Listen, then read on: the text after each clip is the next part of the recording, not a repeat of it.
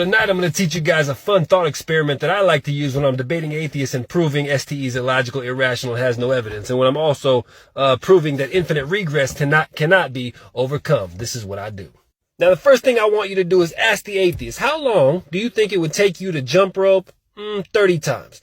Now, we don't need the atheist to give us a precise answer. We're just playing a hypothetical game here. We just need them to come back and tell us something because we're about to prove a point. So let's say they come back and say, it'll take us 15 seconds to jump rope 30 times. Now, we say, okay, great, that's fair. Now, how long do you think it would take you then to jump rope 60 times? All right, now let's say they double that and they come back and say, well, then it would obviously take me 30 seconds to jump rope 60 times. Now, the last question you're going to ask them, the final question is, okay, how long then do you think it would take you to jump rope an infinite number of times? More than likely, they're going to pause and they're going to think about it for a second. And then they're going to come back, and they're going to say something completely fucking ridiculous and ludicrous and incorrect. Sorry, I'm eating a burrito. They're going to say something like, oh, well, it would just take me an infinite amount of time to jump rope an infinite number of times.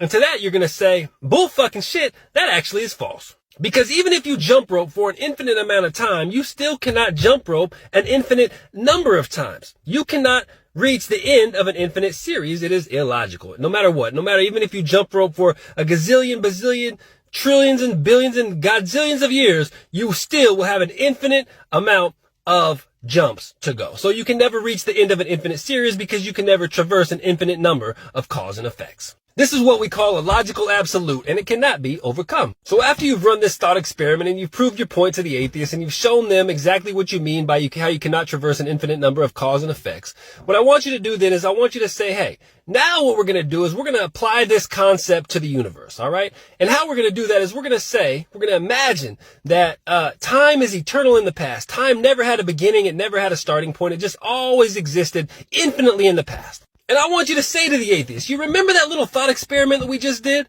I want you to tell me how we can traverse an infinite number of cause and effects if the universe itself, if time itself was infinite in the past, how can we arrive at this current moment in time?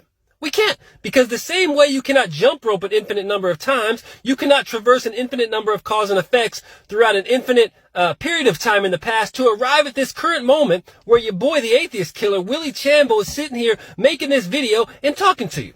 You can't do it. It's logically absurd. It's logically incoherent. You just can't do it. Well, this is one way we like to prove infinite regress cannot be overcome, and another reason why STE is illogical, irrational, and has no evidence.